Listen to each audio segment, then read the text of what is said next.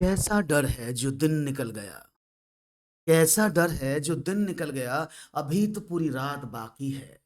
यूं ही नहीं हिम्मत हार सकता मैं, अभी तो कामयाबी की मुलाकात बाकी है। तो कामयाबी की मुलाकात बाकी है, उस मुलाकात से मिलना है और हमें मेहनत करना है और सुबह-सुबह इसलिए मैं उठा भी देता हूँ आपको।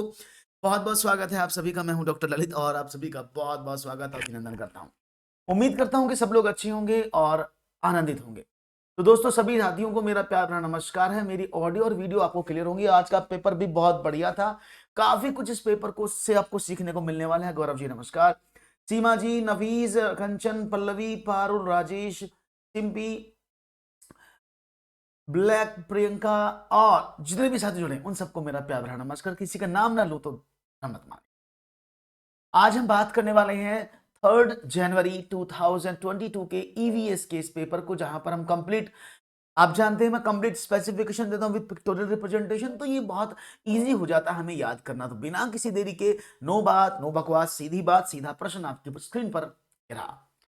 विच of the following disease are spread by mosquitoes, यानी कौन सी बीमारी मच्छरों के द्वारा फैलाई जाती है? Malaria, pneumonia, dengue, chikungunya. तो बड़ा सिंपल सवाल है और ये पेपर में पूछा गया सवाल था। अगर मैं इसकी बात करूं तो शायद आप जानते होंगे, मलेरिया, सर्दी खांसी ना मलेरिया हुआ, याद होगा ना? हाँ, तो मलेरिया जो होता है वो मच्छर से होता है, डेंगू भी मच्छर से होता है, चिकनगुनिया भी मच्छर से होता है, निमोनिया नहीं होता है ना। तो राइट ऑप्शन लगा सकते हैं हम आपके कहे अनुसार, जैसा आपने मुझे कहा है वैसे मैं आपको बता देता हूं।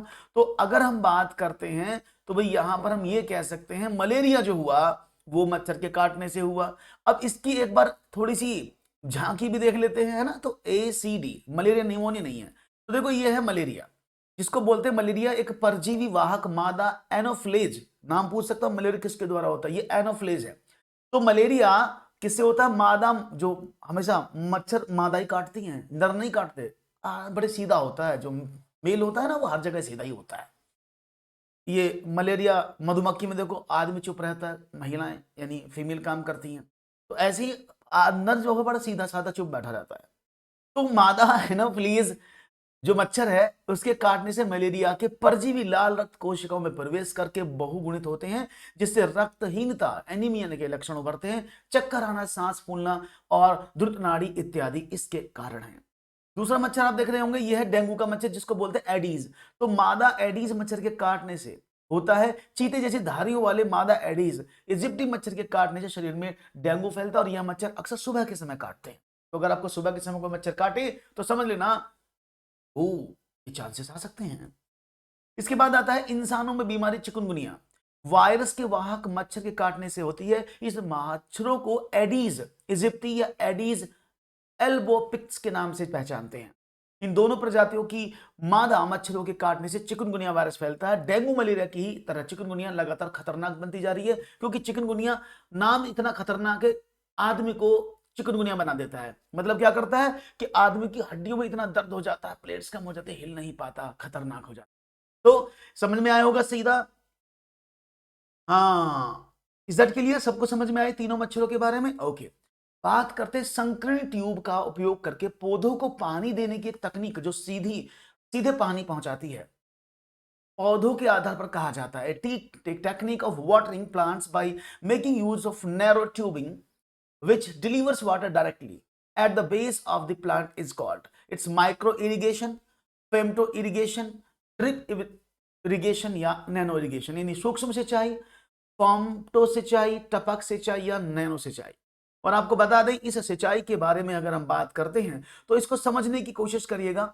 ड्रिप यानी उसने बोला सीधी सीधी बिल्कुल पौधों के पास जाके। देखो, जब पानी को आप छोड़ते हैं तो बहुत सारी वेस्टेज होती है पानी की, पानी टूट जाता है, निकल जाता है, तो ये बड़ी समस्याएं होती हैं। तो हम क्या करते हैं, हम एक ऐसी सिंचाई का माध्यम निकालते हैं जिसको बोलते हैं ड्रिप सिंचाई।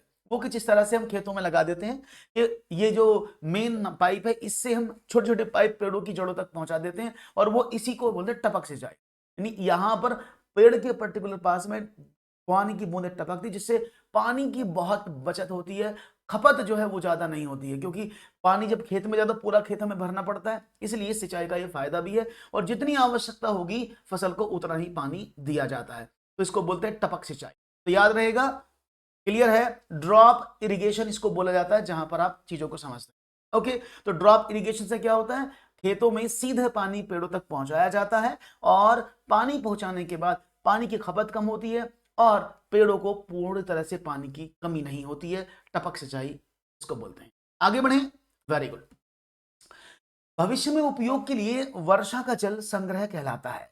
Collection of rain water for future use is called rain water pumping, rain digging, rain water collection, rain water harvesting. तो वर्षा जल पंपिंग, बारिश की खोदाई, वर्षा जल का संग्रह, वर्षा जल संचयन।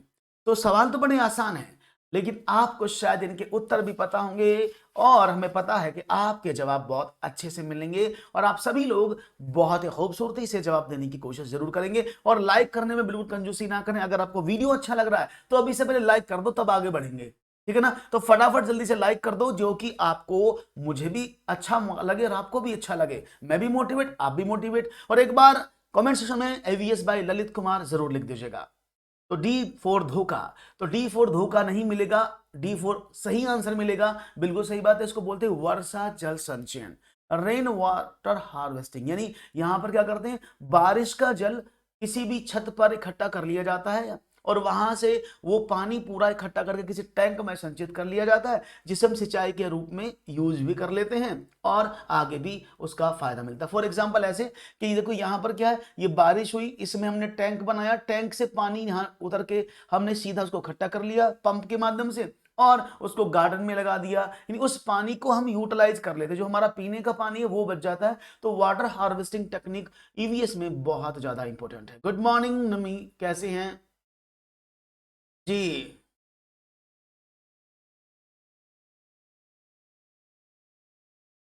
अरे क्या बात है, बहुत बहुत। तो ये आप ही का पेपर चल रहा है आज, ठीक है ना, ये आप ही का पेपर चल रहा है नमीत, क्योंकि 3 जनवरी का ही पेपर है जो मैं पढ़ा रहा हूं अभी, ठीक है ना। तो राइट ऑप्शन पता लगा है सभी लोगों को।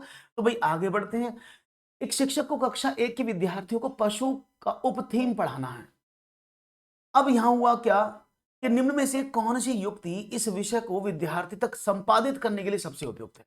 जो टीचर है वो स्टूडेंट्स को क्या पढ़ाना चाहता है, सब थीम पढ़ाना चाहता है, एनिमल की सब थीम, और वो उस पर्सन के लिए कन्वे कर सकता है कौन सा टॉपिक सबसे बेहतर है।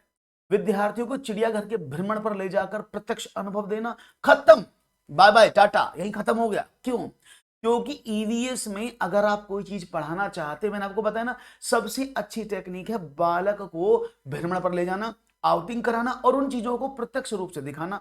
तो यहां तो सीधा आप आंसर दे सकते हैं, ऑप्शन नंबर 1। हालांकि हम आगे पढ़ सकते हैं, लेकिन हमारा तो ऑप्शन नंबर 1 ही करेक्ट हो गया है, तो हमें आगे बढ़ने की जरूरत बहुत कम रह जाएगी। फिर भी आप कहते हैं तो बढ़ लेते हैं एक कदम, क्योंकि क्योंकि अगर बालक को आप डायरेक्ट चीज दिखाएंगे, भाई वो आप ले गए और बोले देख बेटा ये है भालू, ये है उल्लू, ये है गधा, सब वो पहचान जाएगा ना कि हाँ भाई मास्टर जी ने सही कहा, ये तो गधा और उल्लू हैं। तो विद्यार्थियों को अगर आप भ्रमण पर ले जाएंगे तो वो प्रत्यक्ष अनुभव देगा, जिससे बालक हर चीज को आसानी सीख पाएगा, ठीक है ना। अब कहेंगे आप विविध प्रकार के जानवरों के रंगीन, देखो चित्र दिखाना एक मॉडलिंग हो गया, उससे बच्चा उतनी जानकारी नहीं, उसका मूवमेंट, घूमना फिरना नहीं देख पाएगा।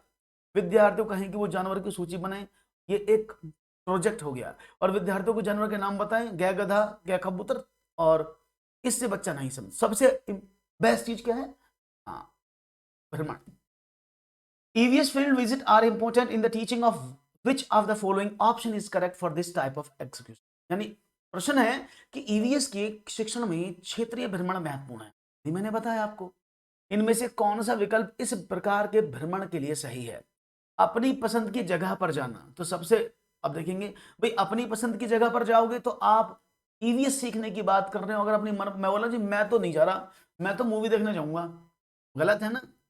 पूर्व योजना तथा प्रतिपुष्टि क्रियाकलाप के साथ स्कूल के नजदीक, बहुत बढ़िया, यही हो सकता है सही जवाब। क्यों? क्योंकि आप पहले योजना बनाएंगे, आपको क्या पढ़ाना है, आपको ईवीएस की कौन सी थीम को समझाना है, उसके बाद उससे हमें क्या फीडबैक मिलेगा, और उसके साथ करने के बाद जो स्कूल के सबसे पास वाली जगह है उसको भी प्लान करना है। क्योंकि दूर जाओगे तो बच्चों को लाना ले जाना उसकी समस्या बढ़ेगी, उनकी जिम्मेदारियां बढ़ेंगी। तो सबसे नजदीक, जितना सबसे नजदीक उसके स्थान पर ले जाना सबसे बेहतरीन क्रियाकलाप होगा। तो राइट ऑप्शन 2 पुट कर दें। बहुत बढ़िया, आपके कमेंट्स मुझे नहीं मिल रहे हैं, क्या बात है, सब लोग कहाँ चले गए जी। हाँ, अपनी राधा के साथ जाते हैं, बिल्कुल सही बात है, फिर तो कहीं और ही जाएंगे। राइट ऑप्शन क्या हुआ? पूर्व योजना तथा प्रतिपुष्टि के क्रियाकलाप के साथ स्कूल के नजदीकी किसी स्थान पर जाना, और किसी दर दराज परिचित स्थान पर जाना, वो तो वही बात होगी, और नजदीकी स्थान पर जाना। लेकिन नजदीकी स्थान कौन सा होना चाहिए? वो योजना के तहत बनना चाहिए। इसलिए सही जवाब आपने एकदम सही सही दिया है। No problem. आगे बढ़ते हैं, एक और सवाल की बात कर लेते हैं और देखते हैं एक और प्रश्न क्या है। धीमी गति के लिए ईवीएस के शिक्षण सीखने के लिए नाटकीयता को एक अच्छी विधि माना जाता है। आप सभी जानते हैं कि नाटक जो है वो एक अच्छा तरीका माना जाता है जिससे बच्चे सीख लेते हैं। तो शिक्षार्थियों, उनके लिए नाटकरण का चयन करने का सबसे उपयुक्त कारण कौन सा? The most appropriate reasons for selecting dramatisation for theme और देम। तो क्या है? पारंपरिक नाटक तकनीकी उपयोग के लिए किसी अवधारणा से संबंधित होना और आसान बनाती है, ये हो सकता है। तो भाई बिल्कुल सही बात है, क्योंकि अगर पारंपरिक नाटक ट्रेडिशनल ड्रामा करते हैं तो वो किसी थीम को इजी बना देते हैं, और वो किसी भी कॉन्सेप्ट को जो पुराने जमाने में चलते थे उनको सिखाने के लिए सहायक है। इंटरएक्टिव ड्रामा लंबे समय तक छात्रों की याददाश्त में बना रहता है। ये जो इंटरेक्टिव है, इंटरेक्टिव ड्रामा लंबे समय तक छात्रों की याददाश्त बना रहता है। देखो, विधि के आधार पर बात की जाती है, नाटकीयता के आधार पर की जाती है, तो ये ऑप्शन सही नहीं होना चाहिए। धीमे सीखने वाले अभियान में बहुत मत, बिल्कुल सही बात है। जो बच्चे धीमे सीखते हैं ये गलत है, ये सही है। क्योंकि अगर आप कोई भी ड्रामा में रोल प्ले करते हैं तो वो लंबे समय तक बच्चों की याददाश्त में बना रहेगा ना, उसकी मेमोरी में रहेगा, मैंने वो रोल प्ले किया था और मुझे याद है, उसका मतलब क्या है। लेकिन धीमे सीखने वालों को अभिनय में बहुत मजा आता है। ऐसा नहीं है कि जो बच्चे स्लो लर्नर हैं उनको हमेशा नाटक करने में मजा आएगा, है ना, ऐसा नहीं हो सकता ना। तो हम कह सकते हैं राइट ऑप्शन क्या होगा? Option number C, A and B is the right answer. ये सी ऑप्शन गलत होना चाहिए। इसमें सीखने वालों को अभिनय में बहुत मजा आता है, slow learners enjoy acting a lot. ऐसा नहीं कि जो बच्चे सीखते हैं वो सिर्फ एक्टिंग में ही जाते हैं, तो ये गलत जवाब हो जाएगा। तो ए और बी दोनों पॉइंट सही हैं। इसके अकॉर्डिंग ऑप्शन नंबर सी को मैं सही कर रहा हूं। गुड मॉर्निंग भूमिका। हाँ, मैंने कर दिया रंजन, मैं पढ़ रहा। राजेश, मैंने कहाँ गलत बताया? मैं तो खुद बोल रहा हूं कि राजेश जी, मैंने तो खुद चेंज कर दिया भाई, ये तो सही है, लंबे समय तक बना रहता है, ठीक है ना। आगे बढ़े, चलिए। पश्मीना ऊन किस जानवर से मिलती है? ये तो बहुत ही आसान सवाल है। From which animal does pashmina wool come from? Camel, alpaca, goat, sheep.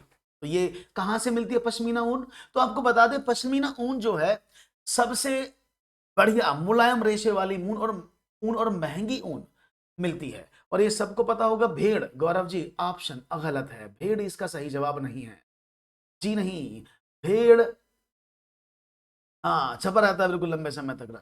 तो ये भेड़ इसका सही जवाब नहीं है। इसका सही जवाब होगा ऑप्शन नंबर 3, बकरी। पश्मीना ऊन एक बकरी से प्राप्त की जाती है। पश्मीना जो संसार के सब पशुओं में से प्राप्त रेशों में सबसे अच्छा रेशा माना जाता है। तो ये कश्मीर और तिब्बत में पाए जाने वाली बकरियों से प्राप्त होता है, और ये बकरी पश्मीना बकरी इसको कहते हैं, इसका नाम पश्मीना है। इसीलिए इस ऊन का नाम पश्मीना ऊन कहा जाता है। राइट ऑप्शन, हाँ, लद्दाख, कश्मीर इनमें पाई जाती है। तो राइट ऑप्शन क्या होगा? बकरी। हम भेड़ मान लेते हैं, तो भेड़ इसका सही जवाब नहीं है। इस पर एक दिन बहस भी हुई थी, पिछले वाले में भी ये सवाल आया था, पिछले सीटेट में, तो बहुत सारे बच्चों ने भेड़ कहा था, लेकिन नहीं, इसका आंसर बकरी है। पश्मीना बकरी से ये ऊन प्राप्त की जाती है। Is it clear? बहुत बढ़िया। इसी तरह से आप आगे बढ़ते रहो, पश्मीना से मिलते रहो। आगे बढ़ते, एक और सवाल आपकी स्क्रीन पर। कक्षा 3 के विषय मानचित्रण के अंतर्गत माफ करिएगा, कौन सा क्रियाकलाप छात्रों के लिए सबसे उपयुक्त होगा? मानचित्रण के लिए सबसे आवश्यक, जो कक्षा 3 में अगर आप मानचित्र की बात करते हो, उनको मानचित्र दिखाते हो, तो ये सबसे उपयुक्त किस में होगा, ये आपको बताना है।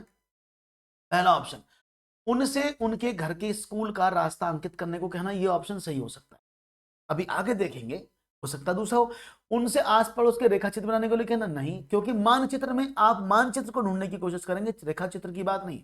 अपनी कक्षा का चित्र नहीं बनाना है, अपने घर का रेखा चित्र नहीं बनाना है, आपको स्कूल का रास्ता अंकित करना है, क्योंकि मैप में हमेशा चित्र नहीं दिखाए जाते हैं, क्या दिखाया जाता है? रास्ता दिखाया जाता है। और वो अपने घर का क्यों? क्योंकि बच्चा अपने घर को प्रत्यक्ष रूप से डेली अनुभवित करता है। डेली वो स्कूल से घर आता है, तो उसे पता है किस डायरेक्शन में मेरा घर पड़ेगा, तो उसको आसानी से बना सकता है। इसलिए सबसे उपयुक्त जो क्रियाकलाप होगा वो यही होगा कि बच्चे को स्कूल का रास्ता अंकित करने के लिए कहना और उसे वो मैप पर डिजाइन करना। तो राइट ऑप्शन क्या हो जाएगा? Option number A. बिल्कुल, right option, option number A is the correct answer. Okay, आस पड़ोस के रेखा चित्र मतलब आपको आकृतियां नहीं बनानी है, रास्ता बनाना, क्योंकि मैप्स हमेशा यूज किया जाता है mostly to find out the right. हाँ, पड़ोस के घर का रास्ता तो श्री राम बनाएंगे। श्री राम तो तैयार बैठे, कब मास्टर जी बोले और मैं रास्ता बनाऊं, और रात को और शाम को अंधेरे में कोई मुझे पकड़ ले जाता, तो कहां जा रहा है? बोले जी ललित मास्टर जी ने कहा था कि घर का पड़ोस वाले का नक्शा बना के लाना, मैं तो अपना होमवर्क कर रहा हूं। तो हो सकता है जो अड़ोस पड़ोस के भाई हैं बहन हैं उन सबसे बच जाए। आगे बढ़ते हैं, एक और सवाल। कक्षा में अध्याय दीवार के उस पार, एक पाठ हम पढ़ा रहे हैं दीवार के उस पार। हालांकि फिल्म देखी होगी आपने दीवार, अमिताभ बच्चन वाली, शशि कपूर वाली, लेकिन यहां पर दीवार के उस पार की बात चल रही है। तो दीवार के उस पार हो रहा है काम। तो आरिफ अपने छात्रों को जो खेल खिलाते हैं या खेलते हैं उनके अनुभव साझा करने के लिए कहते हैं, इनमें से कौन सा प्रयास सबसे ज्यादा स्पष्ट होगा? अब देखो, ये सवाल सिर्फ घूम घूम के पूछा जा रहा है, ये पीछे भी ये सवाल पहले भी पूछा गया था कि भाई जो खेल खेलते हैं उनका अनुभव, और सबसे जरूरी होता है ईवीएस में बच्चे का अनुभव जानना, और वो किस तरह का अनुभव करते हैं, क्योंकि अनुभव आधारित शिक्षण ईवीएस में बेस्ट माना जाता है। तो अब होगा क्या? क्या व्यक्तिगत अनुभव को साझा करने की क्षमता का विकास? बिल्कुल नहीं। मेरी व्यक्तिगत क्षमता क्या है, व्यक्तिगत मैं क्या करता हूं, वो मुझे इस क्लास में डिस्कस करने की आवश्यकता नहीं होनी चाहिए। खेलों के संबंधित मूल्य का विकास नहीं, कुछ मुद्दों की समझ का विकास, जैसे लड़के व लड़कियों के लिए एक जैसे खेल, सभी के लिए समान अवसर, थीम, भावना। बिल्कुल सही बात है, क्योंकि वो अवलोकन करतेगा, किस चीज का करेगा? ऑब्जर्वेशन, अनुभव कैसे करेगा कि लड़के लड़कियां समान, एक तो लैंगिक भेद को खत्म करने की बात की जा रही है, दूसरा क्या है कि सभी खेल में समान अवसर मिले, टीम भावना, कोऑर्डिनेशन मिले। तो ये तो सब कुछ लिख दिया इसमें, तो ऑप्शन नंबर सी लगा दे सही। ये आप लोगों का बहुत अच्छा मुझे लग रहा है, क्योंकि आप सभी लोग अच्छे से आंसर्स को जान रहे हैं और सभी लोग अच्छे से भाई आपको समझ में आ रहा है ना, लिखा हुआ पढ़ा हुआ चित्र सब कुछ समझ में आ रहा है। तो ये लाइक तो बनता है ना, इसके लिए लाइक और शेयर तो बनता है ना, तो जल्दी से धड़ल्ले से एक बार लाइक शेयर करो। कम से कम बच्चों की संख्या अब तो 200 से 500 होनी चाहिए, है ना? तो ये आप लोगों की जिम्मेदारी बन जाती, जल्दी से, मैं तो पूरी कोशिश करता हूं, आप भी करो। निम्नलिखित में से भारत में मिलने वाला कौन सा सांप जहरीला नहीं है? Which of the following snake found in India is not poisonous? Duboisia, Russell viper इसको बोलते हैं, अफाई, करकच, शल्की वाइपर, भारतीय शैल अजगर, पाइथन और करैत। तो देखेंगे इनमें से आपका जवाब कौन सा मिलता है। और आपको पता है कि अगर मैं बात करता हूं जी, तो देखेंगे हमें क्या मिलता है जवाब, और राइट ऑप्शन मिल रहा है भारतीय। अरे क्या बात है, ये सब लोगों ने सांप को पकड़ लिया जी। तो देखेंगे जवाब क्या होता है और समझते हैं सवाल का आंसर क्या है। और एकदम सही जवाब, जो भारतीय शैल अजगर पाइथन है वो जहरीले नहीं होते हैं। भारत में जो कुल मिलाकर बता दें आपको, सांप आवाज नहीं सुन सकते आपको बता दें, लेकिन केवल अपनी त्वचा के माध्यम से कंपन महसूस करके प्रतिक्रिया करते हैं, क्योंकि सांप के कान नहीं होते, है ना? वो बीन पर नाचता ना कि बीन, आजा बीन बजाऊं मैं नागराजा मेरा, जो बीन पर वो नाचता नहीं है, वो बीन की जो डंडी होती है वो देख सही पाता, तो इसलिए वो जहां जहां बीन चलती है उसकी आंखें उस पर टिकी होती है, इसलिए वो लगता है कि सांप डांस कर रहा है। वो क्या होते हैं, उनके पास बाहरी कान नहीं होते हैं, पहली कंडीशन। दूसरी, वे केवल भूमि के कंपन महसूस करते हैं, वो जब चलते हैं ना उस कंपन को, आदमी के कंपन को या फिर कोई जानवर उसके कंपन को वो अपनी त्वचा से महसूस कर लेते हैं, इसलिए सांप के पैर भी नहीं होते हैं। और हमारे देश में जितने प्रकार के सांप पाए जाते हैं उनमें से केवल 4 प्रकार के सांप जहरीले होते हैं, जिनमें कोबरा सबसे खतरनाक, कॉमेट क्रेट जिसको रसल वाइपर, दुबोइया, और स्केल्ड वाइपर, अफाई। ये जो है ये हमारे देश में पाए जाने वाली 4 प्रजाति जो सबसे जहरीली होती हैं, ठीक है ना?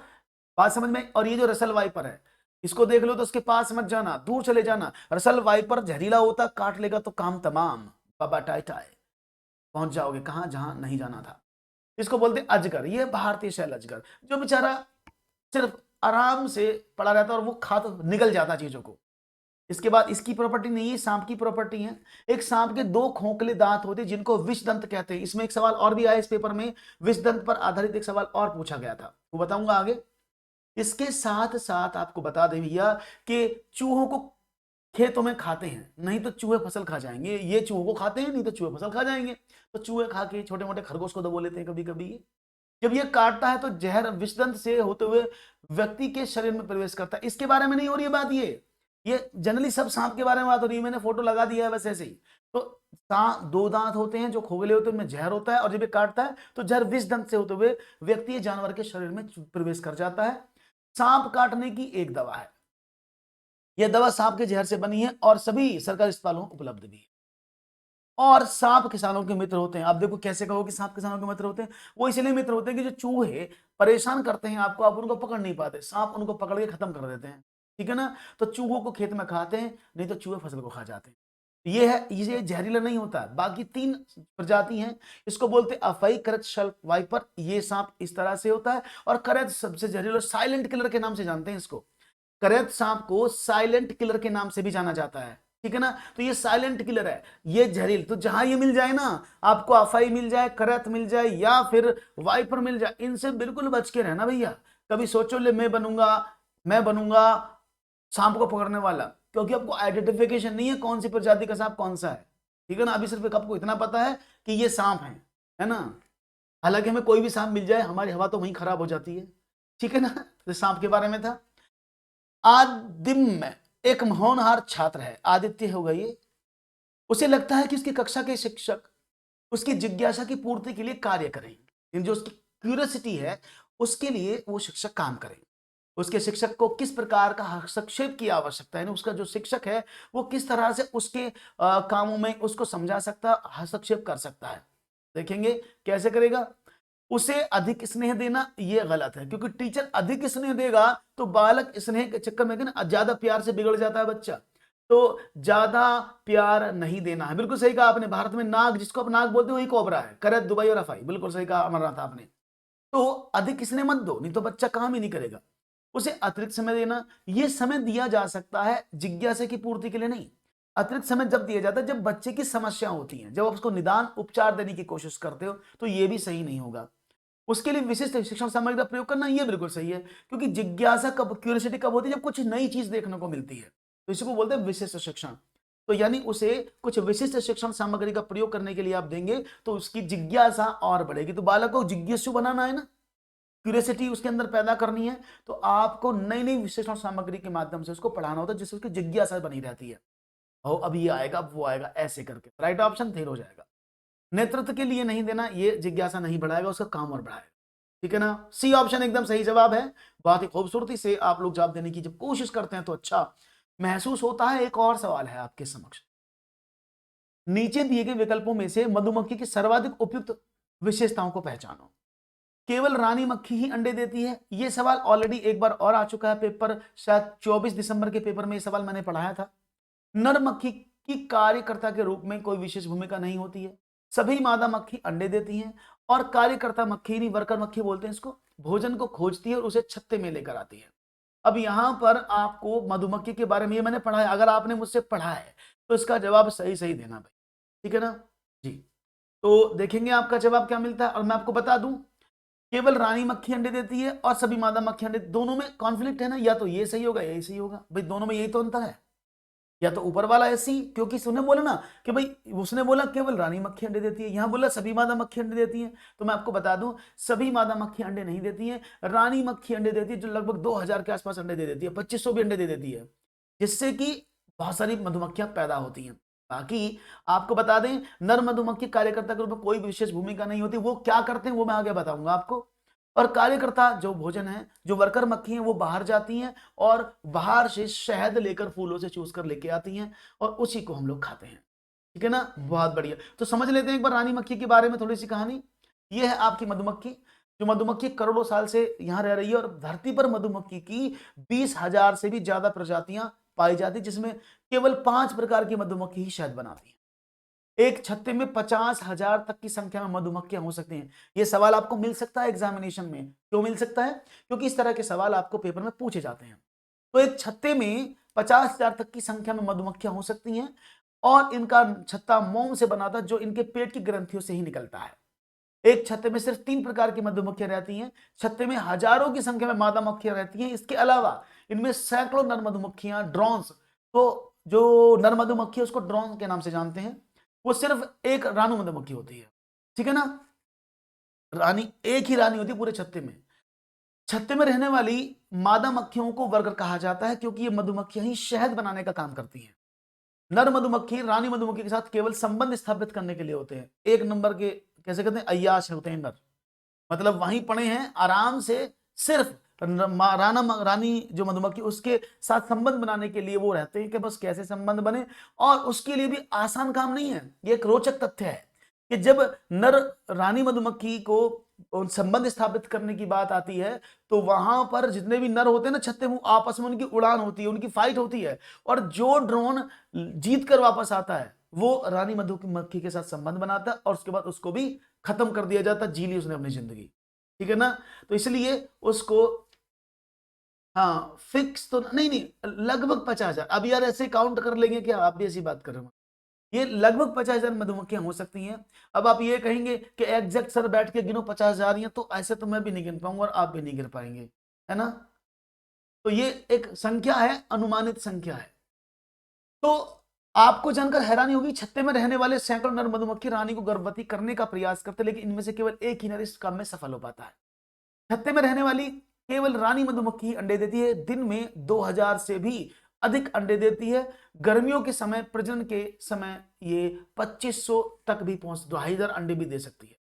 इज दैट क्लियर, बात समझ में आ रही है? बहुत बढ़िया। एक ही मधुमक्खी, मधुमक्खी का जीवन यूं तो अधिकतम 1 महीने का होता है, लेकिन मधुमक्खी रानी कई साल तक जीवित रह सकती है। रानी वाली जो होती है, इसलिए उसको रानी कहा जाता है क्योंकि वो अंडे देती है और वो बहुत समय तक जीवित रह सकती है। लेकिन जो मधुमक्खियां आमतौर पर हाँ महीने भर ही जीती हैं। इसका वजन और आकार बाकी मधुमक्खियों से बड़ा होता है। एक मधुमक्खी अधिकतम 25 किलोमीटर प्रति घंटे की रफ्तार से उड़ सकती है और यह 1 सेकंड में 200 बार अपने पंख, 1 सेकंड में 200 बार।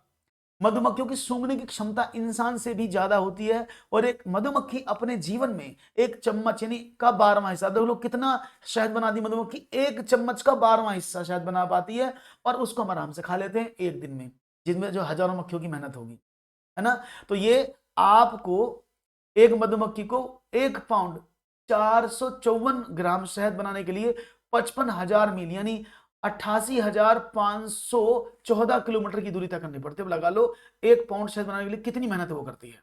तो ये मधुमक्खी के बारे में रोचक जानकारियां थी, आपको पता लगी होंगी। पर्यावरण अध्ययन की पाठ्य पुस्तक विद्यार्थियों को सहायता करती है सभी संसाधनों के द्वारा ज्ञान की रचना करने में, पर्यावरण अध्ययन विषय के मुद्दे और सरोकार की व्याख्या करने में, इसके साथ पर्यावरण अध्ययन विषय के मुद्दों और सरोकार की याद करने में, पर्यावरण अध्ययन विषय के मुद्दों और सरोकारों के प्रति प्रतिक्रिया देने में। अब देखो यहां एक जो संपूर्ण आपको मिला है वो तो बिल्कुल गलत हो गया ना। क्यों गलत हो गया? क्योंकि आप याद करना तो बिल्कुल बंद कर दें, ये आपको पता है ना, याद करना तो गलत है ना। तो क्या है, जो कंसर्न, सरोकार मीन्स कंसर्न करने की बात होती है। तो सभी संसाधनों के द्वारा ज्ञान की रचना करने में बिल्कुल सही बात है। जितने भी हमारे पास रिसोर्सेस होते हैं पर्यावरण की अध्ययन की बुक में और उसके आसपास प्रैक्टिकल में, हम उन सभी से अपनी नॉलेज को बढ़ाने का प्रयास करते हैं, ये एकदम सही होना चाहिए। तो इसको हम कह सकते हैं ए ऑप्शन सही हो सकता है अगर आप इजाजत दें तो, ठीक है ना। तो ये क्या है, ऑप्शन नंबर 1, क्योंकि सभी संसाधन के द्वारा ज्ञान की रचना करने में जो पाठ्य पुस्तक है वो सहायता करती है।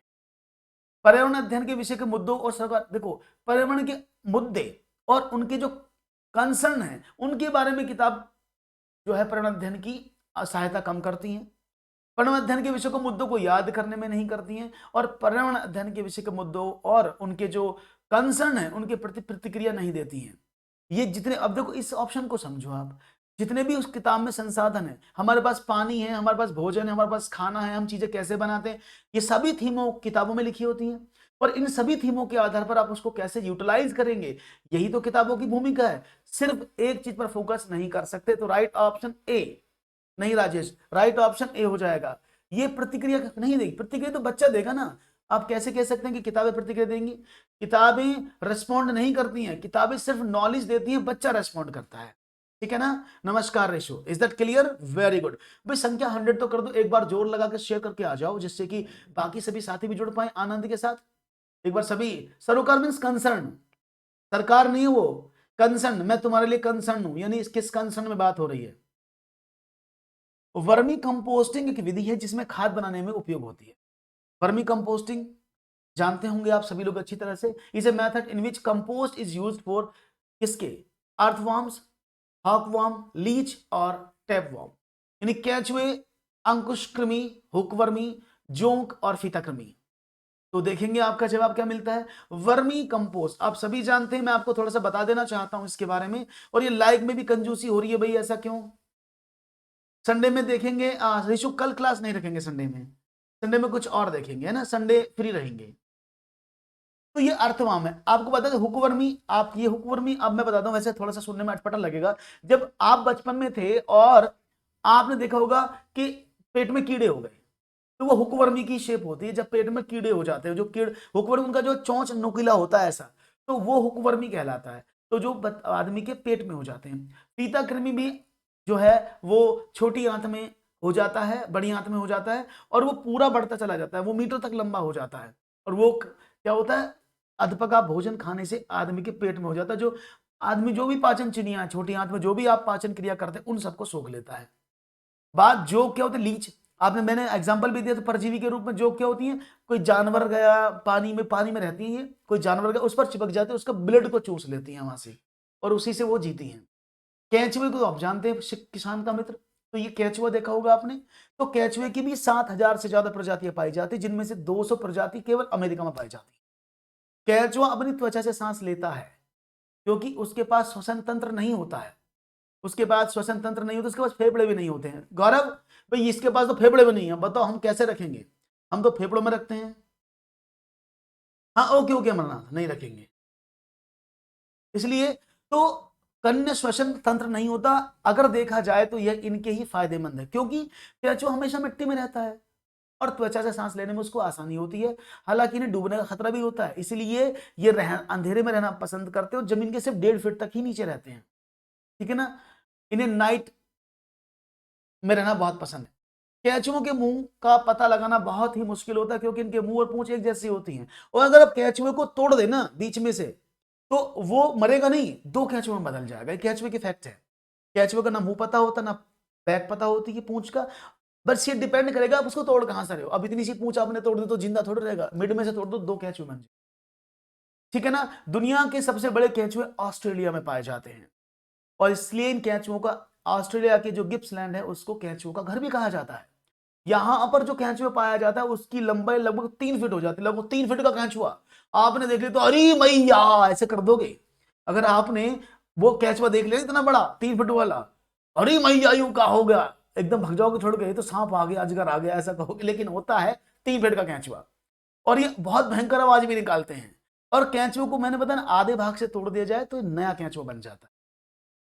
केंचुए सिर्फ गले सड़े सूखे फल खाते हैं। जो गले सड़ के नीचे पत्ती गिर जाती है वो उनको खाते हैं, पेड़ों पर चढ़ के नहीं खाते, आपकी फसल को बर्बाद नहीं करते हैं। केंचुआ मिट्टी में नमी बनाने के लिए पोषक तत्वों को स्थानांतरित करने में बहुत मदद करता है। इसके लिए वो पक्षियों का भोजन का भी स्रोत है। जब भूख लगती है ना, इनको, कौओं को, पक्षियों को, वो इन्हें खाते हैं। और भारत में बहुत जगह मछली पकड़ने के लिए केंचुआ पकड़ते हैं, केंचुआ के बीच से तोड़ देते हैं और कांटे में फंसाते हैं, पानी में डाल देते हैं। मछली आती है, वो केंचुआ समझ के उसको खाती है, उसका हुक जो है मछली के फंस जाता है ऊपर तलवे में, और मछली को आप पकड़ के फ्राई कर देते हैं। केंचुआ हमारे लिए बहुत जरूरी है, क्योंकि ये मिट्टी से जहरीले पदार्थों को बाहर निकालते हैं और जमीन को बेहतर बनाते हैं।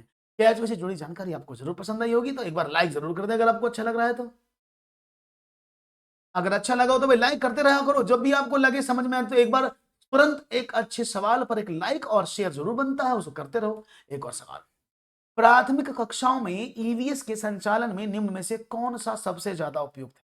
जग और मग दृष्टिकोण, जग और मग अप्रोच, व्याख्यान विधि, पूछताछ आधारित प्रश्न, चॉक और talk, chalk and talk method. तो आपको समझना है सवाल का मतलब क्या होगा, और हमें उम्मीद है कि आपका सवाल आसानी से मिल जाएगा। तो क्या होना चाहिए इसका सही जवाब? मैं बहुत देर बाद पूछा हूं सवाल आपसे। प्राथमिक कक्षाओं में अगर हम बात करते हैं कौन सी विधि सबसे उपयुक्त है, तो सबसे, बच्चा क्या करता है बचपन में, वो लेक्चर में आप उसको कुछ भी बोलो या उसको किसी एक ही चीज में बता दो भर के, भाई ये इसकी इंफॉर्मेशन है, यानी एक लिमिटेड इंफॉर्मेशन दो, तो नहीं हो सकता ना।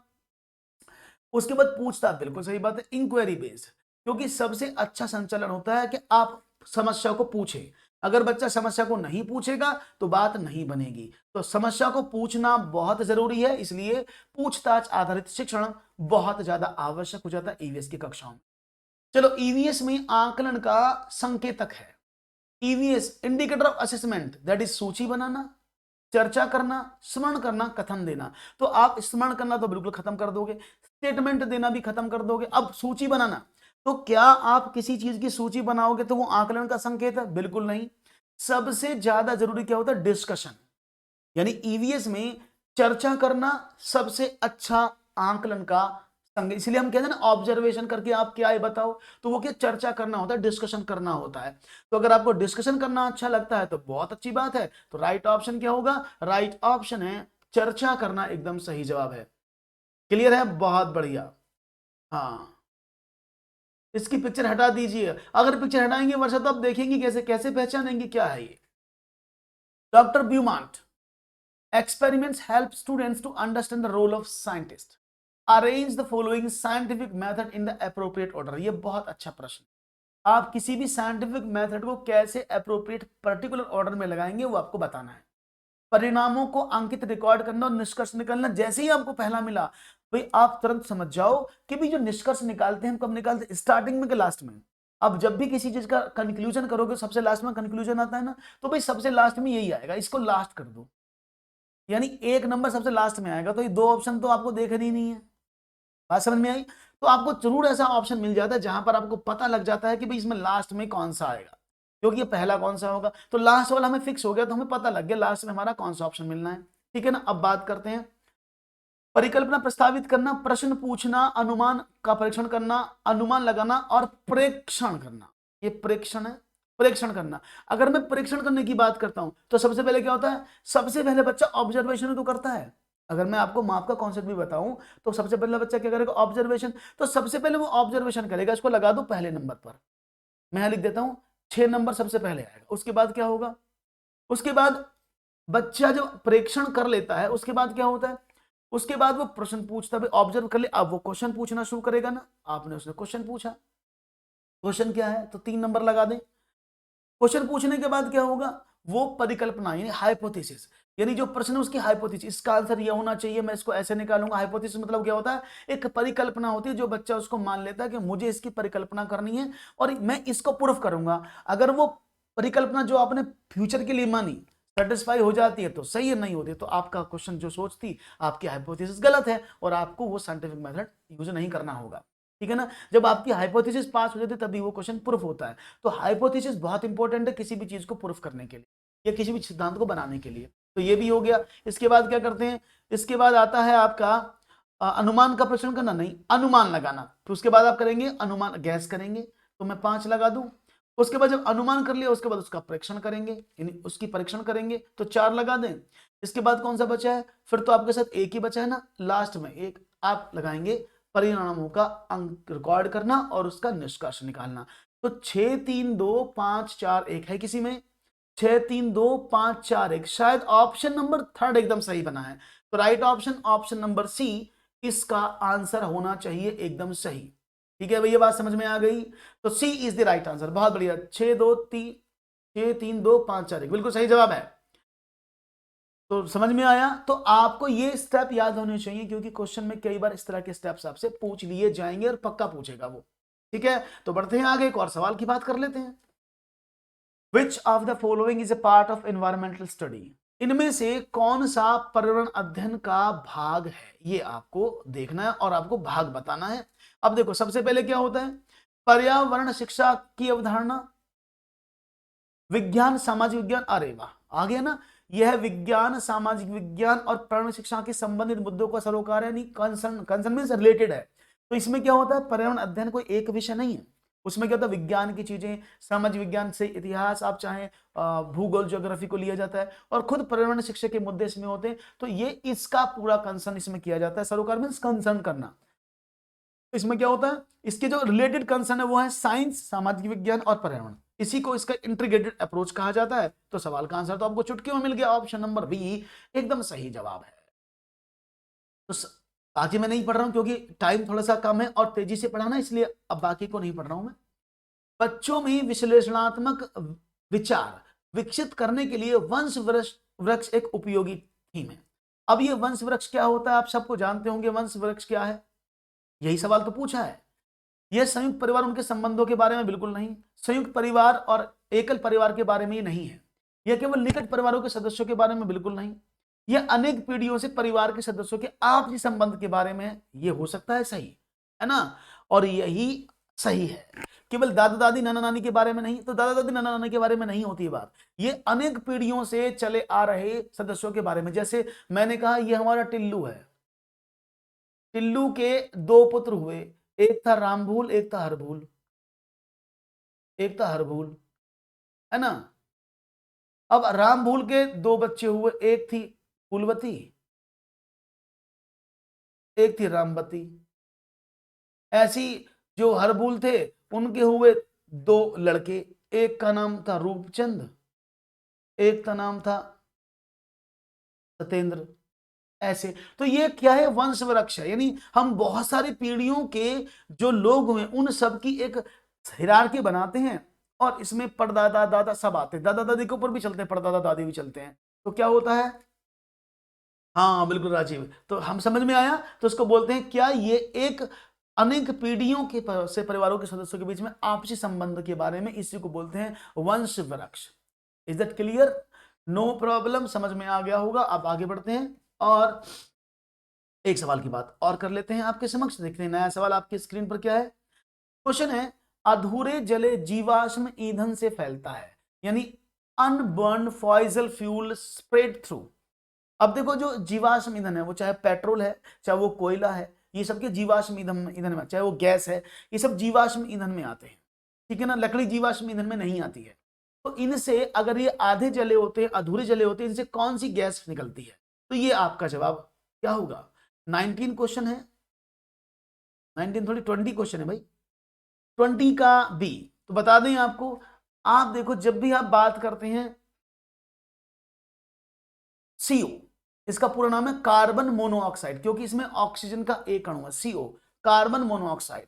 और सबसे जहरीली गैस ये होती है, विषाक्त गैस है। और ये जनरली आप देखे होंगे, जब कोयला बचपन में पढ़ा भी होगा आपने कि आप कोयला को जला करके अंदर बंद नहीं करना चाहिए घर में, क्योंकि कार्बन मोनोऑक्साइड की मात्रा ज्यादा हो जाने से अंदर सोए व्यक्तियों की मृत्यु भी हो जाती है ना। इसको ये होती है कार्बन डाइऑक्साइड, CO2। CO2 जो पूरा जलता है उससे निकलती है ना। कार्बन डाइऑक्साइड जो पौधों के लिए भोजन का कार्य करती है, और हमारे लिए ऑक्सीजन, और हम CO2 छोड़ते हैं। सल्फर डाइऑक्साइड और नाइट्रस ऑक्साइड, तो ये क्या, ये गैस नहीं निकलती है। सबसे ज्यादा जीवाश्म जो जलता है उससे सबसे जहरीली गैस कार्बन मोनोऑक्साइड निकलती है। ये इसका सही जवाब है। बहुत बढ़िया। एक और सवाल, वे व्यक्ति जो वनों में काम से कम 25 वर्षों से रह रहे हैं, उनका वन भूमि और उसमें होने वाली उपज पर अधिकार हो जाता है। यह एक्ट लिया गया क्योंकि बहुत सारे जो हमारे शेड्यूल्ड ट्राइबन हैं, जिनको जनजाति वाले लोग कहते हैं, वो जंगलों में रहते थे। अब उनसे जंगल छीनने की बात होने लगी। जब जंगल छीनने की बात उनसे हो लगी तो उनके लिए एक एक्ट आया कि अगर आप इस जंगल में 25 वर्ष से रह रहे हैं तो ये जंगल की भूमि और जंगल में होने वाली फसल पर आपका अधिकार है। तो ये किस एक्ट के माध्यम से था? आपको बता दें, ये वन एक्ट के अधिकार से था, यानी राइट टू फॉरेस्ट एक्ट। 2007 में ये घोषणा की गई कि जो जनजाति वाले लोग या जो लोग वनों में 25 साल से रह रहे हैं और उनके पास बाहर घर और मकान कुछ भी नहीं है, तो उस वन की भूमि पर और उसमें होने वाली उपज पर उन्हीं का अधिकार होगा, तब जाकर के वो लोग सुकून से जी पा रहे हैं। तो राइट ऑप्शन क्या है?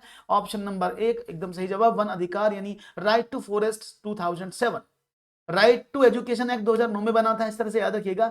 राइट टू एक्ट, हाँ मिजोरम में राइट टू एक्ट जो है 2009 में आया था, 2007 में ये एक्ट आ गया। ओके, बहुत बढ़िया। लाइक करते रहो भाई, लाइक में कंजूसी नहीं होनी चाहिए। अगर आपको पढ़ने में आनंद आ रहा है तो आपको उत्तर देने में भी आनंद आना चाहिए। झूम कल्टीवेशन यानी झूम खेती क्या है? काट और दग्ध खेती है, रासायनिक खाद का सीमित उपयोग इसमें होता है, ये जैविक खेती है, ऑर्गेनिक फार्मिंग है, या कीटनाशकों का सीमित उपयोग है। इसमें कौन सी खेती झूम खेती के अंतर्गत आती है? बहुत ही, झूम खेती को मैंने कई बार पढ़ाया भी है आपको। जैसे मैंने बताया, झूम खेती मिजोरम और झारखंड की तरफ पाई जाती है। यहां पर लोग क्या करते हैं, यहां पर लोग जो जंगल है, oh my god, C option. और मुझे बड़े अफसोस के साथ ये कहना पड़ रहा है कि आप जो उत्तर लगा रहे हैं वो गलत जवाब है। माफ करिएगा, आपके द्वारा इस प्रश्न का दिया गया जवाब गलत है। ये जैव खेती नहीं है, इट्स नॉट जैविक खेती, गलत कर दिए हैं आप। यह है काट और दग्ध खेती। काट और दग्ध यानी काट के जलाने वाली खेती। ये मैंने बताया था ना आपको कि भाई यहां पर क्या होता है, यहां पर खेतों में जंगल होते हैं और यहां पर परिवार के परिवार नहीं, पूरा गांव का गांव खेती करता है। और उसमें क्या होता है, जंगलों को काट के जला दिया जाता है, उखाड़ा नहीं जाता, जंगलों को जला दिया जाता है। और जंगल में जलने के बाद जो उसकी खाद का काम, उसकी जो जलन राख होती है, वही खरपतवार उसकी खाद का काम करती है। इसमें रासायनिक खाद का सीमित उपयोग नहीं किया जाता, जैव खेती नहीं है। कीटनाशकों का तो कोई सम्मित उपयोगी नहीं है, लेकिन हाँ इसका मेन उद्देश्य क्या होता है, पड़े हुए जंगलों को जलाना। इसलिए इसको हार्वेस्टिंग एंड दग्ध खेती, ये मिल गलत लिखा है, ठीक है ना। तो यहां पर काट और जलाने वाली ये खेती मानी जाती है। हाँ वो मिल्क लिखा है, गलती से लिख गया हिंदी में, तो ये हार्वेस्ट एंड जो है ये दग्ध जो है ये कट एंड फायर फार्मिंग कह सकते हैं, ठीक है ना। हाँ वो मैंने कर दिया चेक, वो मैंने, हाँ वो गलती से रह गया होगा। तो बात समझ में आई, तो काटने और हाँ जलाने वाली खेती इसको माना जाता है। क्लियर है, और यही होता है ना। इसके अलावा मैंने एक लाटरी खेती भी आपको बताई थी, इसको मैं बाद में बताऊंगा, अभी बस समय कम है। सिकोना पेड़ के किस भाग का उपयोग मलेरिया के उपचार के लिए किया जाता है? Which part of cinchona tree is used for treatment of malaria? Malaria में एक सिकोना नाम का पेड़ है, हाँ काटने के बाद जंगल को जला देते हैं अमरनाथ, काटने के बाद जमीन, हाँ में बड़े जंगल को जला देते हैं। तो राइट ऑप्शन क्या है, तो सिकोना पेड़ के किस भाग का उपयोग मलेरिया के उपचार में किया जाता है? सिकोना के पत्ते, जड़, छाल या बीज? तो राइट ऑप्शन बिल्कुल सही बात है, उसकी जो छाल है उसका उपयोग किया जाता है मलेरिया के उपचार में। किसी को मलेरिया हो जाए तो उसकी छाल को उबाल कर उसको उसका पानी पिला दो तो उसे बहुत आराम मिलता है, ठीक है ना। तो इसको याद रखिएगा, छाल का प्रयोग किया जाता है। विद्यार्थियों को जैव विविधता का अनुभव देने के लिए कौन सी युक्ति ठीक होगी? अगर आप जैव की बात करते हैं, अगर आप जैव विविधता के बारे में बात करते हैं, तो इन्हें बायोडायवर्सिटी के बारे में बात करते हैं, तो इनमें सबसे अच्छा तरीका कौन सा होगा? पक्षियों की प्रजाति संबंधित पुस्तकें और लेख पढ़ने के लिए देना, इससे उसकी नॉलेज बढ़ सकती है, लेकिन अच्छा कुछ और भी मिल सकता है। पक्षी अभ्यारण्य में अवलोकन करने के जाना, मैंने कहा ना जैसे ही बच्चे को आप बाहर भेजोगे और अवलोकन करने के लिए भेजोगे तो आपका जवाब बिना कुछ सही सही बन जाएगा। तो 23 का जवाब यही बन गया, क्योंकि आप अवलोकन करने के दे रहे हो और ईवीएस में सबसे ज्यादा इंपॉर्टेंट अवलोकन करना ही है। तो पक्षी अभ्यारण्य में अवलोकन के लिए जाना यह बहुत बहुत ही बढ़िया है। विलुप्त पक्षियों पर वार्ता और भाषण देना, तो ये रेड डेटा बुक करेक्ट करेगी। जो विलुप्त प्रजाति हैं वो जैव विविधता को समझाने का प्रयोग स्रोत नहीं, क्योंकि कुछ ही प्रजाति विलुप्ति के कगार पर है। परवक्षी जो प्रवासी पक्षियों के बारे में विभिन्न लघु चित्र लिखना। अब जो सिर्फ प्रवासी पक्षी ने जो बाहर से हमारे देश में आते हैं कुछ समय के लिए फिर चले जाते हैं, उन पक्षियों के बारे में आपकी जो बायोडायवर्सिटी है वो भी लिमिटेड पक्षी हैं, तो उनके बारे में भी आप बात नहीं कर सकते ज्यादा, जो जैव विविधता के बारे में बताएं। तो राइट ऑप्शन क्या होगा? बिल्कुल सही बात है, आप पक्षी अभ्यारण्य में जाओ, वहां पर हर तरह के पक्षी आपको मिल जाएंगे, आप उनको देखो। वहां पर प्रवासी पक्षी भी मिल जाएंगे, वहां पर आपको अपने देसी विदेशी सब पक्षी मिलेंगे और उनके बारे में आप जान पाए। राइट ऑप्शन 24 का बी जवाब एकदम सही है। और बढ़ते हैं आगे, तेजी से आपके उत्तर मिलते जा रहे हैं। निम्न में पौधे में से कौन सा पौधा कीटों को जाल में फंसाकर खा जाता है? Which of the following plants trap insect and eat them? Cactus plant, cactus plant तो नहीं होता, कैक्टस में नागफनी जैसे जिन पौधों के ऊपर कांटे से ऐसे बने होते हैं, ऐसे वाले, इनको हम घर में भी लगा लेते हैं कई बार। सूरजमुखी का पौधा रहे, क्या विचार है, को गरीब को मारोगे? सूर्यमुखी का जो पौधा होता है वो उसके अंदर खास बात करें तो सूरज की तरफ मुड़ता चला जाता है, और सूर्यमुखी का जो है हम सनफ्लावर ऑयल खाते हैं। हाँ बिल्कुल डी। और अमरबेल, अमरबेल क्या है, जिसको बोलते हैं कसकुटा। अमरबेल का चित्र मैंने आपको प्रीवियस क्लास में भी दिखाया था। अमरबेल जिसको आप अगास बेल भी बोलते हैं, वो येलो कलर की होती है, जैसे लंबी लंबी पतली पतली सवियां जैसी, और पूरे पेड़ पर ढल जाती है। उसको परजीवी बेल पौधा कहा जाता है, क्योंकि वो उस पेड़ के सभी तत्वों को चूस कर अपना भोजन बनाता है। और घटपर्णी पौधा आपने सुना होगा, जिसको बोलते हैं, हाँ ये घटपर्णी गलत लिखा है, पोमग्रेनेट, ये घड़े जैसा पौधा होता है, ठीक है ना। घड़े जैसा पौधा मतलब क्या होता है, इसमें ये इस तरह का होता है, अगर मैं आपको बनाऊं, आज मैं इसका चित्र लगाना भूल गया हूं, ये बेल पर लगा होता है, और यहाँ पर इसमें क्या होता है, कोई भी चीज आकर बैठती है और ये तुरंत उसके अंदर चली जाती है और वो उसको हला चूस देता है सारे को। कई बार ये कई प्रजाति के होते हैं घटपर्णी पौधे। इसमें क्या होता है, कुछ इस तरह के कांटे वाले भी फूल से होते हैं। जैसे इसमें कोई आदमी आया, सॉरी कोई छोटा जीव आया, मेंढक आया, वो उसको तुरंत दबा लेके और उसको खत्म कर देते हैं। तो वो हाँ नरभक्षी पौधे के नाम से भी इनको जाना जाता है। घड़े जैसी आकृति उसकी होती है। नेफ्थनीज इनको, हाँ इनका जो है, इनको नेफ्थनीज प्लांट भी बोलते हैं। जो घटपर्णी पौधा है उसको नेफ्थनीज बोलते हैं। ठीक है ना, आगे बढ़े जी। घड़े जैसे पौधे होते हैं। एक और सवाल, क्वेश्चन आपकी स्क्रीन पर है, देखेंगे और जवाब क्या मिले। रोनाल्ड रास को 1902 में चिकित्सा के क्षेत्र में नोबेल पुरस्कार मिला। शोध करने के लिए, क्या शोध करने के लिए? रोनाल्ड रॉस बहुत फेमस है, बहुत बार ये प्रश्न आ चुका है पेपर में, लगभग ये प्रश्न घूम फिर के 6 से 7 बार आ चुका है अब तक। तो रोनाल्ड रॉस को 1902 में जो नोबेल पुरस्कार मिला चिकित्सा के क्षेत्र में, वो किसने मिला? मलेरिया मच्छर से फैलता है, चिकनगुनिया मच्छर से फैलता है, डेंगू मच्छर से फैलता है, प्लेग पिस्सुओं से फैलता है। तो ये सबको पता होगा, रोनाल्ड रॉस ने सबसे पहले मच्छर का पेट फाड़ा और उसमें घुसे और देखा कि जितने भी मलेरिया को फैलाने वाले जो भी कीटाणु हैं, जो भी बैक्टीरिया हैं, जो भी, हाँ वो सब उसके पेट में पाए गए। इसीलिए इसी खोज को करने के लिए उनको नोबेल पुरस्कार दिया गया। तो मलेरिया मच्छर से फैलता है, ये रोनाल्ड रॉस को इसके लिए नोबेल पुरस्कार दिया गया। बहुत बढ़िया, वेरी गुड, अरे खूबसूरत। सांप के जहरीले दांतों को कहा जाता है, अभी मैंने आपको पूरी सांप की स्टोरी दिखाई थी कि सांप के जो जहरीले दांत हैं उनको क्या कहते हैं? कसक, कुंतक, छेदक, विषदंत और शल्क। तो शायद आपको पता होगा इसका आंसर, तो मैंने अभी बताया। हाँ अभी वो मंडे से कराऊंगा मैं, ज्योति उनको मैं मंडे से कराऊंगा। आज हमारे पेपर 2 खत्म हो जाएंगे, उसके बाद मंडे से पेपर 2 में। हाँ मच्छर फाड़ के, वो ऐसे लिखा है किताब में, आप जब उसकी इस किताब देखेंगे कि सबसे पहले मच्छर के पेड़ को फाड़ के उसके अंदर झांकने वाले वैज्ञानिक का नाम क्या है? तो राइट ऑप्शन सी विषदंत। मैंने बताया ना, 2 खोखले दांत होते जिनके अंदर विष भरा होता है, जिसको काटने से व्यक्ति के अंदर विष चला जाता है और वो नमस्कार बाय टाटा कर लेता है। विद्यार्थी केंद्रित कक्षाएं विद्यार्थियों के सीखने के लिए सहायक वातावरण सुनिश्चित करती हैं। निम्न में से कौन सा इसी बात को प्रस्तावित करता है? ये आपको बता। विद्यार्थी केंद्रित कक्षाएं विद्यार्थियों को सीखने के लिए एक सहायक वातावरण सुनिश्चित करती है, क्योंकि आप सभी जानते हैं एनसीएफ में कहा गया है बालक को भाषण देकर नहीं समझाना है, बालक को वातावरण देकर समझाना है। तो वातावरण की बात करते हैं तो किस बात के ऊपर आप निर्भर करते हैं? कक्षा की गतिविधियों को शिक्षक नियंत्रित करता है तथा उसमें विद्यार्थियों की भागीदारी कम से कम होती है। बिल्कुल गलत। जब तक आप बच्चे से ज्यादा भागीदारिता नहीं कराएंगे, पार्टिसिपेशन नहीं कराएंगे, तो उसका क्या फायदा है? शिक्षक एनोशोखन की परिस्थिति उपलब्ध कराता है, ठीक है ना, ये एनो नहीं होने, ऐसी है, ऐसी सीखने की परिस्थिति उपलब्ध कराता है जो विद्यार्थी को अवसर देती है कि अवलोकन करे। मैंने कहा ना, जहां पर बच्चा अवलोकन करे, अन्वेषण करे, प्रश्न पूछे, प्रयोग करे, ऐसी सब चीजों करे, इससे अच्छा क्या होगा वीएस में? तो मैं लगा दूं इसका जवाब ऑप्शन नंबर 2 और आप भी लगा लीजिएगा ऑप्शन नंबर बी। वैसे आप समझदार हैं, आपने लगा दिया होगा जी।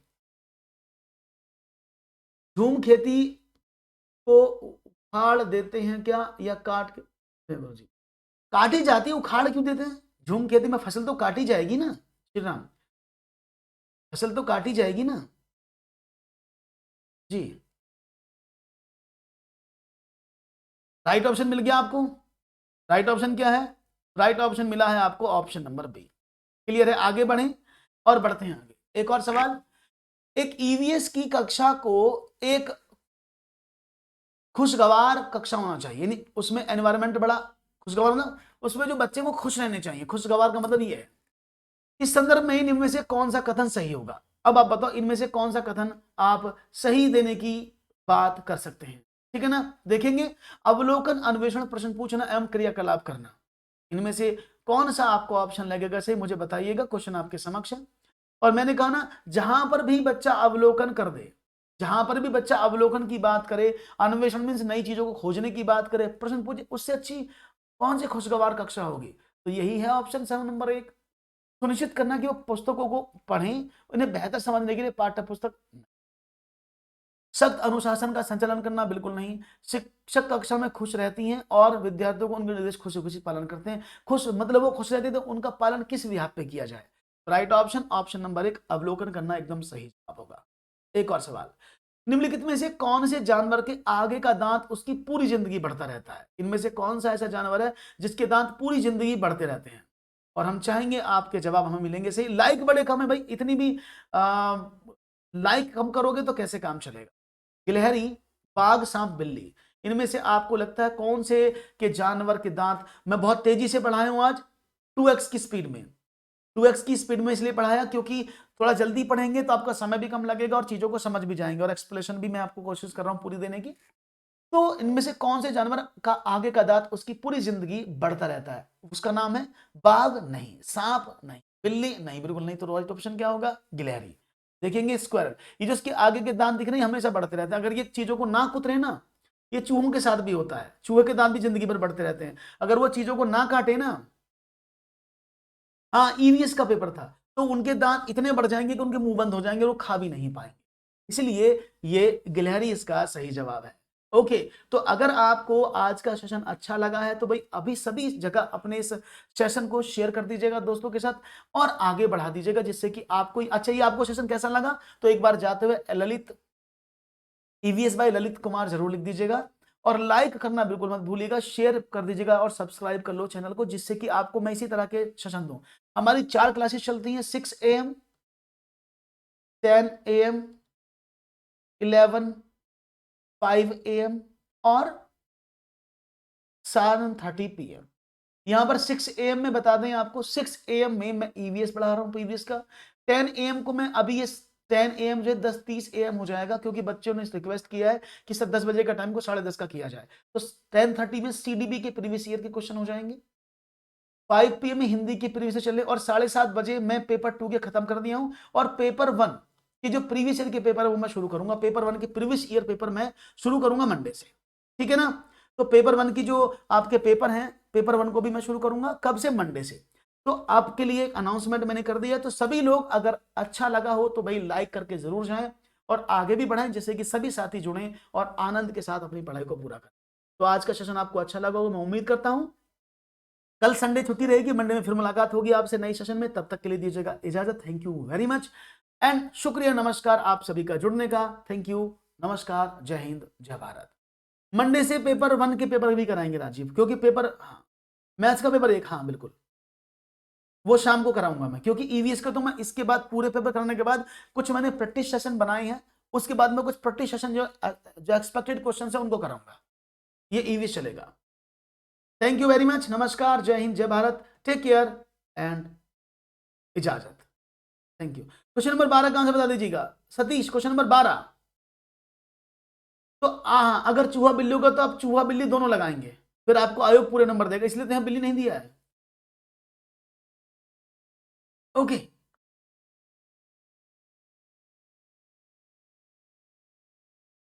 चलिए, तो क्वेश्चन नंबर 12 की बात मुझे हो रही है, किसी का डाउट है बता देता हूं। क्वेश्चन नंबर 12 में क्या प्रॉब्लम है? ये क्वेश्चन नंबर 12 था। क्वेश्चन नंबर 12 देखो, इसका मतलब ये था कि बस ये गलत था, मैंने लगाया हुआ निशान, ये गलत है ना, मादा मक्खी अंडे देती हैं, सिर्फ ये दे, तो राइट ऑप्शन क्या? ए, बी और डी। इसका ऑप्शन नंबर 2 था, इसलिए मैंने पूरा एक्सप्लेन भी कर दिया है, ठीक है ना। तो चलें अभी इजाजत दीजिएगा मुझे, तो थैंक यू वेरी मच, नमस्कार, टेक केयर। संस्कृत भी कराएंगे मंजू जी, थोड़ा समय दीजिएगा, बस टाइम निकाल लो संस्कृत के लिए, और संस्कृत को भी आपके कराएंगे। हाँ इंग्लिश संस्कृत 2 विषय बचे, इनको भी मैं कराऊंगा, डोंट वरी, आप परेशान ना होइए। Okay, thank you very much. अभी हमारे पास दिसंबर पूरा पड़ा है, नवंबर अभी हमारे पास पूरा पड़ा है, अभी 10-20 दिन बचे ना, तो एक एक चीज को कराऊंगा, डोंट वरी, दीजिएगा। थैंक यू वेरी मच, नमस्कार। हाँ सतीश, मैंने 12वां क्वेश्चन बता दिया है आपको, ठीक है। देखिए कक्ष 1 से 5 में, हाँ मैं आपको बता रहा हूं, अगर आपको पेपर मिलता है तो पहली बात तो वो एक ही देगा आपको, या तो गिलहरी या चूहा। हालांकि चूहे के बारे में अगर बात करेंगे तो कक्षा 6 से 8 तक उसको किताबों में दिया गया है, 1 से 5 तक गिलहरी, लेकिन अगर दोनों मिल जाते हैं तो आपको मेरे हिसाब से आप दोनों तो देगा ही नहीं कभी, क्योंकि आप उस पर आतंक कर देंगे, आप उस पर केस कर देंगे और फिर आपको 2 नंबर कॉमन देने पड़ेंगे, ठीक है ना। हाँ वो दोनों दोनों ऑप्शन को सही मानेगा वो, नहीं फिर वो एक ही ऑप्शन दे, ठीक है ना। तो दीजिएगा इजाजत। मैंने बता तो दिया आपको सतीश, क्वेश्चन नंबर 12, ये क्वेश्चन नंबर 12 ही तो है। इसका ऑप्शन नंबर कौन सा है? ऑप्शन नंबर सी, यानी ये वाला। इसमें ऑप्शन ए, रानी मक्खी अंडे देती है, सही बात है। नर मक्खी की भूमिका ज्यादा नहीं होती है, मादा मक्खी अंडे नहीं देती है, और कार्यकर्ता मक्खी भोजन का खोजती है और उसमें छत्ते में लेकर आती है। 3 ऑप्शन सही है इसके, ठीक है। 6th वन बताओ सरदार नायाब, 6 क्वेश्चन कौन सा था सरदार जी? देख लेते हैं आपका 6 क्वेश्चन क्या था। धीमी गति से ईवीएस शिक्षण सीखने के लिए नाटकीयता एक अच्छी विधि मानी जाती है। देखो, नाटक से आप क्या कर सकते हैं, मैं इसको भी बता देता हूं। नाटकीयता में आप जो पारंपरिक नाटक करते हैं, ट्रेडिशनल चीजें बताते हैं, आपकी संस्कृति उसमें शो होती है और उससे अवधारणा से संबंधित होना आसान बनाती है कि आपको चीजों की समझ आसानी से क्रिएट हो जाती है। एकदम सही बात है। जब आप इंटरेक्टिव ड्रामा लंबे समय तक जो आप करते हैं, जिसमें इंटरेक्टिव ड्रामा आप कराते हैं, तो उसमें बच्चे की जो वो स्मृति है, उसमें वो चीज बस जाती है और उसको वो चीजें जो आप ड्रामा में सीखे हैं, जो आपने संदेश देने की कोशिश की है, उसके दिमाग में रहती है। और धीमी सीखने वालों में अभिनय में बहुत मजा आता है, ये गलत है। क्योंकि जो स्लो लर्नर होते हैं वो सिर्फ नाटक में मजा लेते हैं, इसको नहीं कह सकते, गलत है। हाँ, वो मैं कराऊंगा, मैं वो सारे कराऊंगा, don't worry. Okay, bye bye, take care, नमस्कार, जय हिंद, जय भारत। अब मिलेंगे आपसे नेक्स्ट क्लास। थैंक यू, शुक्रिया।